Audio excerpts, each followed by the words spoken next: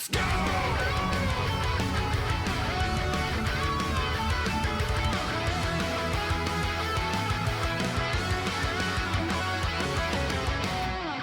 Can you be too old to start fighting games? Not at all. I mean, if you mean like too old, like what do you want to, what's the goal, right? Is the goal to win tournaments and shit? If the goal is to pick up characters and figure out what they do and have fun with it and be relatively competent, then no, that's an ageless thing.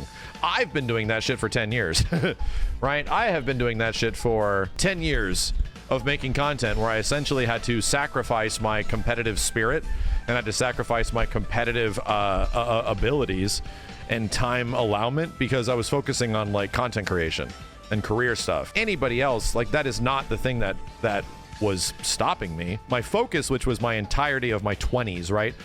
My teenage years, like from 15 to like 28 of my life, I was hyper focused on being super good at like fighting games or playing FF11 in my early 20s, you know? So that was a big focus of my own, right? Around that time frame. Do you miss competing? Every once in a while, but the thing is, I still do. I still join events and things like that, and whenever I'm a part of a tournament or something, and I even have little experience, it goes well. I mean, it's not like it's gone, right? We won a tourney and won a whole bunch of people a bunch of money by doing it. It was fun as hell. But still, it's like, yeah, I enjoy it, I do.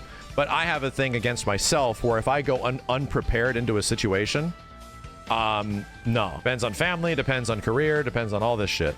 When I started making Assist Me, I remember literally being on commentary with Eris at Wednesday Night Fights at the Proud Bird in LA playing Marvel 3. Yeah, we were talking about Assist Me and everything like that, and I'm like, yeah, you know what?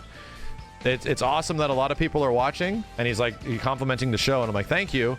Unfortunately, all that does is allow me to not play the game. Right? I essentially get to show up here like maybe one day a week to, play this game because I go to work and then come home and then spend my entirety at home editing, production design and all this shit. And then I get one day and then that went away too. And then I got hired for a gig that was like Ultimate Assist Me. And then that went away. I couldn't go to weeklies anymore. Same shit happened with KI where I was competing like crazy in Killer Instinct when it came out. And then I got essentially brought on board and I couldn't go to weeklies anymore. I would try my best to make it to a weekly at some point, but I was either making videos, streaming, or working full time on the game. Didn't have the time to grind anymore. Focusing on what was important. And to me, identifying an opportunity in life and grabbing that opportunity, although the promise of that opportunity was absolutely meager. YouTube was not a career goal in the early 2010s. I saw that chance and I told myself, if I don't put 150% into this shit, I'm going to regret it. I am going to regret it. So I was like 27, 28 when that shit happened. I'm just going to focus on this as much as I can. I'm going to try my best to stay as good as I possibly can with the game to keep making content. I'm going to trade my ability to be the best at any fighting game instead to be the best at something else, which was content creation. I made a conscious effort. I was like, you know what? Let's do it. And then I had a daughter, right? And then I was like, oh, now I can't do all the content creation anymore. So I had to start hiring people to help me with the content creation. It was a good choice, right? And I'm shocked that other fighting game players, it took the pandemic for them to eventually make that choice. There wasn't a lot of other content creators out there. People were just posting tournament footage like Spooky and Alex and Level Up, those guys. They're essentially just posting footage every once in a while. But mostly the majority of the FGC just went to tournaments, right? And chose to live that life of just traveling and going to tournaments and looking for sponsors. That was their end game. And to me, I didn't want that to be end game, right? I was like, no, I'd prefer to work on my own thing. The pandemic hit and the pandemic forced fighting game content creation to exist, right?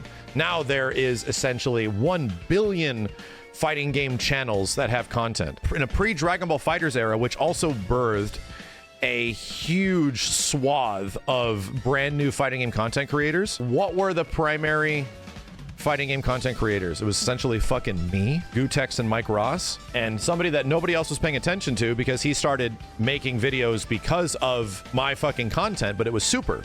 Yeah, Darth Super started his channel and it blew up, right? So he got hundreds of thousands of subscribers off of being a NRS content creator.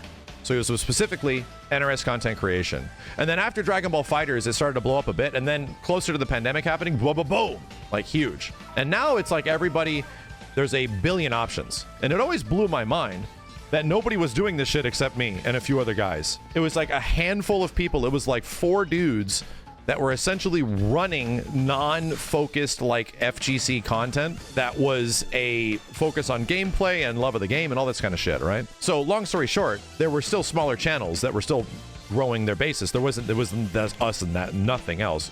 I'm not saying nobody else existed. I'm just saying that it was like, holy shit, man, like it really blew my mind. And I guess that was because I made that choice. I just got lucky. I got very lucky in that time frame. I made a choice to go absolutely ham in this direction. Saw opportunities where there's a new Mortal Kombat game. A lot of people really like Mortal Kombat. I kind of like Injustice. And the big one was when MKX dropped. And MKX was a absolute massive gain for content creators. It essentially created like the NRS content creation scene. There was people making content. I was making content. Sagem was even making content too. People were doing stuff, but did anybody really have any dedicated followings around Mortal Kombat content? No. MKX blew the community the fuck up, right? It blew up. And then many other channels blew up because of certain games, right? And this is later. This is like, you're talking like 2017 and shit, right? You're talking like after Tekken 7 came out. You're talking like in a post Dragon Ball FighterZ era, which is way down the line. That's all I'm saying, is that there was a very few larger fighting game content creators that kind of like held on to this shit. And I'm not even talking about Smash, right?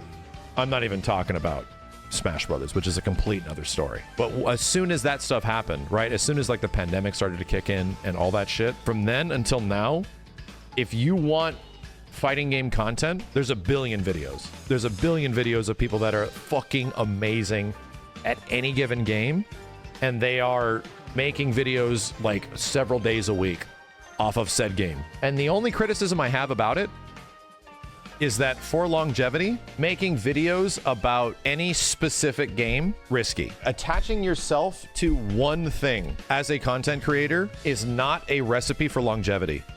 You're essentially gonna shine bright, but burn out. It happened to other content creators that were super big into Street Fighter. It happened in the Street Fighter V era. Luckily, if you branched out, and I just wasn't only interested in Capcom fighting games, there were other things that I had fascination with, which helped. So there was Mortal Kombat. There was still Killer Instinct stuff. There was still a new Marvel vs. Capcom. Dragon Ball FighterZ was a new MVC game. There was a lot of things that still were able to catch my interest in those time frames. Because if you attach yourself to just one fucking thing and that thing doesn't work out, you're done.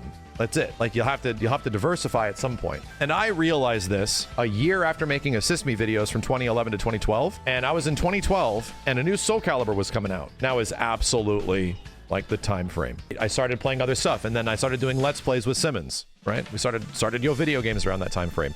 I'm just literally laying out my content creation success story, right? That literally took me 10 plus years. I'm just laying out my success story of how I got to where I'm at. I've been trying to tell people this shit for years, and everyone just kept going to tournaments. So, I mean, it also helped that like my second favorite game of all time was like Bloodborne and that kind of shit. And I was still going to EVO for sure. But guess what I was doing at EVO? Not competing, man. I had responsibilities. I had events.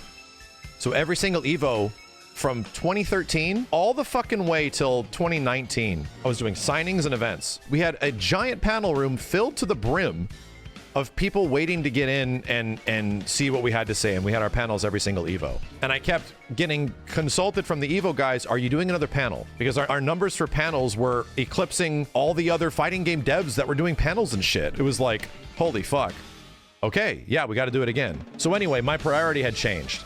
My priority had been like, oh, I'm going to prioritize this stuff. And in any situation, like if, oh, could I join a tournament or something like that? I wanted to join the Dragon Ball tournament, that EVO 2017, whatever the hell it was, which I didn't win, by the way. Everyone thinks I won that tournament. I did not. I just joined that tournament because I wanted to play more Dragon Ball to understand more about the game, so I can make content around it, so I can actually talk about it. I can actually talk about, you know, my experience with the game, much less having more hands-on time, because very few people had hands-on time with Dragon Ball. At that point, it was like, oh, I'm focusing on content, and I would just like to be able to make more concise information about this thing that doesn't have a lot of concise information. I love that shit. When fighting games are new, man, there's nothing like it. There's really nothing like it. It's some of the most fun in the world when you're able to make videos and content, sharing your excitement with people about something you're truly fucking excited about. And to me, there is absolutely nothing that rivals a brand new fighting game's release in the first few weeks.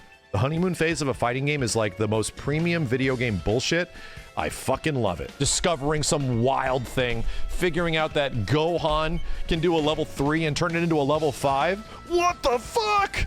Like, what is going on? All I'm trying to say throughout this entire weird, you know, swathing conversation is that my brain is wired for focusing on content, not to think of the stuff that I would want that would make me better or would benefit me personally, but the stuff that would be better for the health of the channel or better for, you know, information distribution, make it look as professional as possible, all that kind of shit. Make sure I have the right equipment, like all that shit. My content creation brain is wired for those moments to be ready and waiting, and I'm going the fuck in, you know? Essentially, I had to sacrifice. I can't just sit here and grind matches with people. Do I want to change that anytime in the future? No. I'm a dad. A lot of things has happened. I'm about to hit a certain pinnacle number in my life that, you know, it's like, you know, I just want to have fun, dude. Like at this point, I love the grind. At some point in my life, I remember loving the grind. But after Final Fantasy 11 and after the grind I did for Street Fighter 3 Third Strike, you know, I feel like my 20s, I burned that shit out.